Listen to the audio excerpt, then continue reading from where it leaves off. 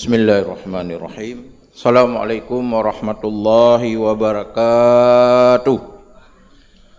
Alhamdulillahi rabbil alamin. Wassalatu wassalamu ala sayyidina Muhammad wa ala alihi wa sahbihi ajma'in. Wa qala Allah subhanahu wa ta'ala fil Qur'anil Karim. Bismillahirrahmanirrahim. Wa la talbisul haqqa bil batil wa taktumunal haqqa wa antum ta'lamun. Sadaqallahul azim. Kaum muslimin dan muslimat sedang jamaah zuhur yang dimuliakan Allah. Pada zuhur yang bahagia ini kita mengangkat tema berkomitmen dengan kebenaran. Kenapa kita harus berkomitmen dengan kebenaran? Karena berkomitmen dengan kebenaran adalah salah satu ciri atau tanda-tanda orang beriman. Orang beriman adalah memiliki komitmen dan prinsip yang tinggi. Iman adalah gelora, iman adalah pembangkit, iman adalah magnet. Jadi ketika kebenaran tidak kita pegang, maka iman akan lenyap. Maka Allah jawab di dalam Al-Quran surat Al-Baqarah ayat 42, wala talbisul haqqa bil batil. Jangan anda coba-coba, kata Allah, anda campurkan kebenaran dengan kebatilan. Salah satu faktor yang membuat figur hilang di negeri ini adalah karena mencampur adukkan kebenaran dengan kebatilan. Maka hari ini kita sulit menjadi figur tokoh. Kalau kita harap pun dari partai, bahkan partai sendiri tidak melahirkan figur dan dari partainya. Hari ini kita lihat dari sejarah demi sejarah. Kenapa partai itu harus mencalon bukan orang partainya? Kenapa di dalam partai tidak lahir kader figur-figur yang benar?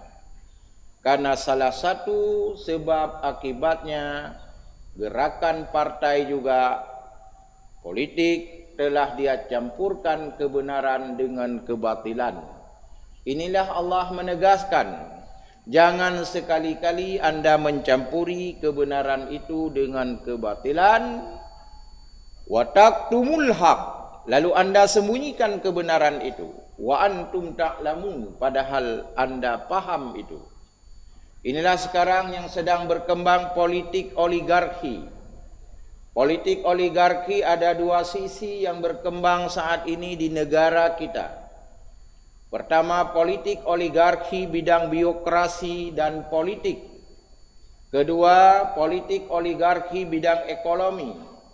Inilah yang kemudian terjadilah monopoli ekonomi, yang akhirnya ekonomi dipegang oleh asing dan asing. Inilah akibat penduduk pribumi, bangsa Indonesia sendiri. Yang nenek kita berjuang bangsa ini, akhirnya cucu tidak mendapat Yaman kemerdekaannya karena dijajah oleh asing dan asing. Kenapa ini terjadi? Karena pemimpin negara tidak memiliki komitmen dengan kebenaran. Maka kebenaran ini penting. Kalau bicara negara adalah komitmen di dalam konstitusi negara. Atau dengan istilah lain, di dalam negara dikenal dengan 4 pilar negara Republik Indonesia. Ada konstitusi Undang-Undang 45, ada Pancasila, ada NKRI, ada Bhinneka Tunggal Ika. Bicara agama adalah komitmen dengan kitab dan sunnahnya. Ketika ini ditinggalkan, maka terjadilah amburadul. Terjadilah sesuatu yang bisa merusak sendi-sendi kehidupan bermasyarakat, baik di bidang ekonomi, bidang politik, bidang kebajikan, dan seterusnya. Maka komitmen dengan kebenaran itu penting.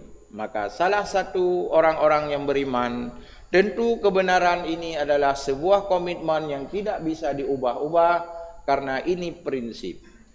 Kenapa yang kedua komitmen kebenaran harus kita tegakkan? Karena kebenaran datangnya dari Allah, al-haqqu mir rabbika.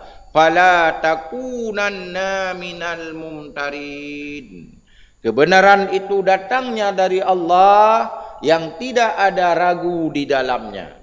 Maka inginkah umat Islam bangkit dan maju?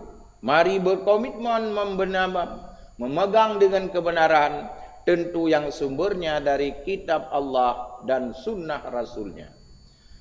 Mana bukti Rasulullah sebelum wafat beliau menitipkan pesannya, taraktu fikum amraini in tamassaktum bihima kitabullah wa sunnatir rasul. Aku meninggalkan kepada kalian dua macam, kata Rasul. Inginkah anda bahagia? Peganglah dua macam itu. Apa itu dua macam ya Rasulullah? Pertama kitabullah, yang kedua sunnah Rasul. Atau bahasa lainnya, beriman dengan Allah, kita pegang dengan kitab Allah, lalu kita beriman dengan Rasul, seluruh perkataan Rasul, perbuatan Rasul, ikrar Rasul menjadi sumber dalam kehidupan.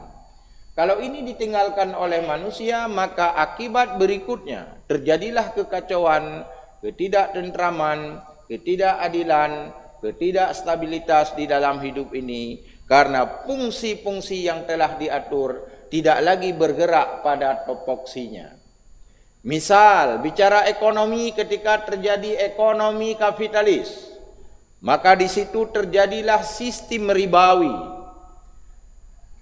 Sistem ribawi adalah sistem yang bisa membahayakan kehidupan sosial, bisa menghancurkan kehidupan tata sosial dalam kehidupan. Kenapa?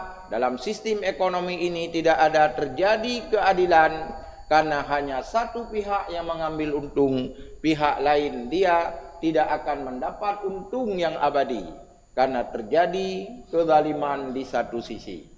Jadi oleh karenanya mari kita berpegang sebuah komitmen dengan kebenaran, karena benaran itu adalah sebuah tanda kita untuk mendekatkan diri dengan Allah.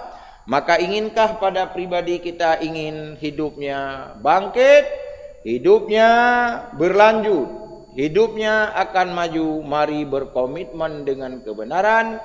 Di dalam bertahan kebenaran tentu ada tantangan dan rintangan. Itulah rukun dari perjuangan. Apa kata Rasul?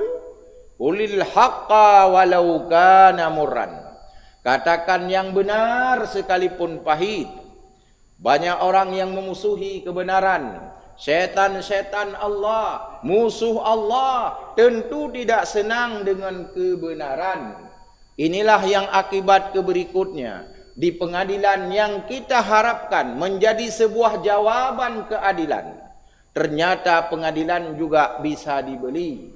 Dengan istilah lain hari ini, kalau kena orang-orang tertentu ditanya berapa pasal ini.